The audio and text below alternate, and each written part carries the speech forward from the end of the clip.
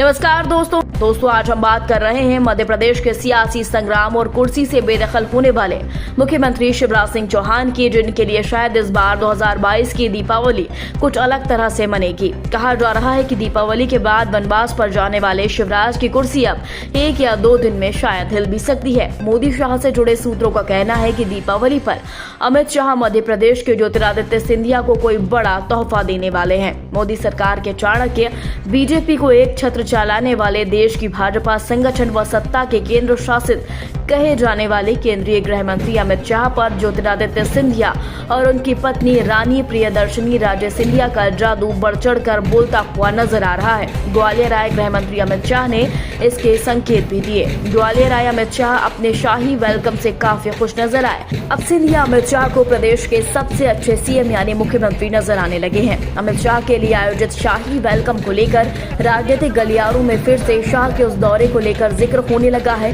जिसमें शिवराज भीगे बिल्ली नजर आ रहे थे और इसी की झलक ग्वालियर में भी दिखी। खासकर उस वक्त जब अमित शाह का भव्य स्वागत हुआ, वह भी ज्योतिरादित्य सिंधिया की पत्नी महल की रानी के द्वारा। कहा जा रहा है कि सिंधिया ने यह सब शिवराज को गद्दी से उखाड़ फेंकने के लिए किया है।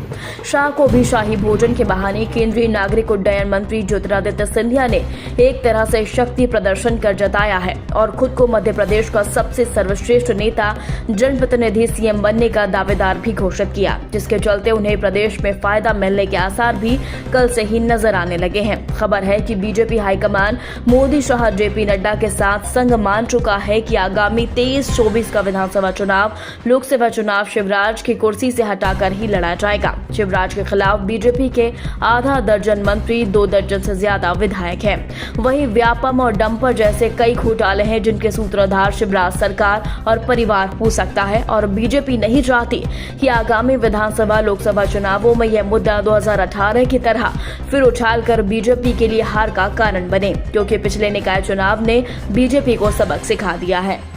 11 अक्टूबर को प्रधानमंत्री नरेंद्र मोदी के साथ महाकाल मंदिर में साथ साथ नजर आने वाले सिंधिया ने अब गृह मंत्री शाह को भी अपने शाही अंदाज का दीवाना बनाकर अपना मुरीद बना लिया है।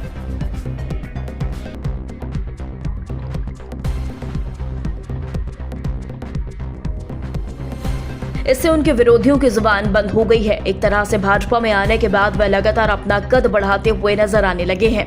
अब तो केंद्र से प्रदेश स्तरीय बीजेपी भी कहने लगी है कि वह दिन दूर नहीं जब सिंधिया का मध्य प्रदेश में एक छत्र राज होगा, क्योंकि संगठन व सत्ता के शक्ति केंद्र गृह मंत्री अमित शाह सिंधिया के मुरीद हो चुके हैं।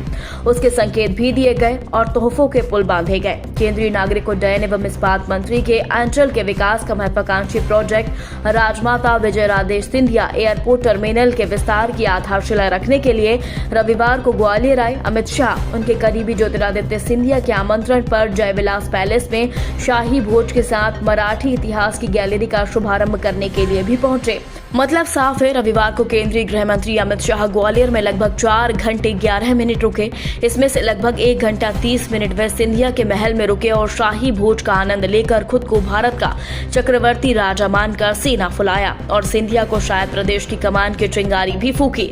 ग्वालियर अंचल ही नहीं, मध्य प्रदेश की राजनीति में इसी शाही भोज को सिंधिया की ओर से मुख्यमंत्री की कुर्सी के लिए किया गया शक्ति प्रदर्शन माना जा रहा है, क्योंकि इसके पहले केंद्रीय मंत्री नरेंद्र सिंह तोमर अपने संसदीय क्षेत्र कूनो श्योपुर नेशनल पार्क में चीतों के पुनर्वास कार्यक्रम में प्रधानमंत्री नरेंद्र मोदी को लेकर पहुंचे थे। इन दोनों दिग्गजों के बीच ग्वालियर चंबल अंचल में वर्चस्व की लड़ाई किसी से छिपी नहीं है। आपको बता दें, जब से ज्योतिरादित्य सिंधिया ने कमलनाथ सरकार को गिराकर तख्ता पलटकर बीजेपी की सरकार बनाई और बीजेपी में शामिल हुए, इसके बाद ज्योतिरादित्य सिंधिया भी अच्छे से समझ चुके हैं कि यदि उनको सत्ता में बने रहना है और टॉप पर पहुंचना है तो जनता के लोकप्रिय होने के साथ साथ संगठन में भी पकड़ मजबूत होनी बेहद जरूरी है। इसके लिए वे भाजपा में शामिल होने के बाद से ही लगातार प्रयास में जुटे हुए हैं और सिंधिया हर दर पर माथा टेक कर जो उनका विरोधी था उसे मना रहे हैं।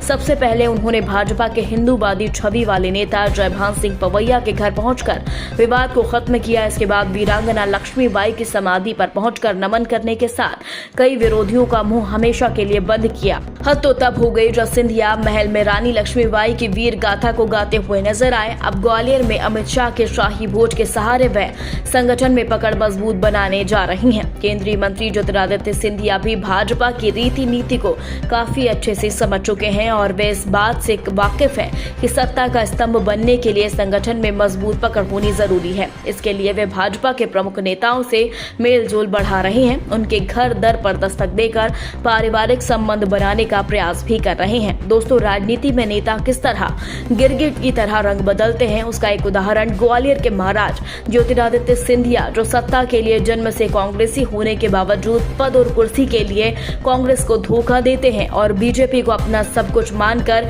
ये बताते हैं और इस तरह अपनी खुद को बगावत और मतलब परस्त होने पर सीना चौड़ा कर फक्र महसूस भी करवाते हैं। इस खबर पर आपकी क्या राय है, हमें कमेंट बॉक्स में जरूर बताएं, क्योंकि आपने अभी तक इस खबर में देखा होगा कि राजनीति के लिए लोग बरसों पुराने रिश्तों को किस तरह तार तार कर धोखा दे रहे हैं। मिसाल है ग्वालियर का सिंधिया राज परिवार और ज्योतिरादित्य सिंधिया। दोस्तों, यदि आपने अभी तक हमारे चैनल को सब्सक्राइब नहीं किया तो प्लीज अभी सब्सक्राइब करें। खबर अच्छी लगने पर लाइक शेयर करना ना भूलें।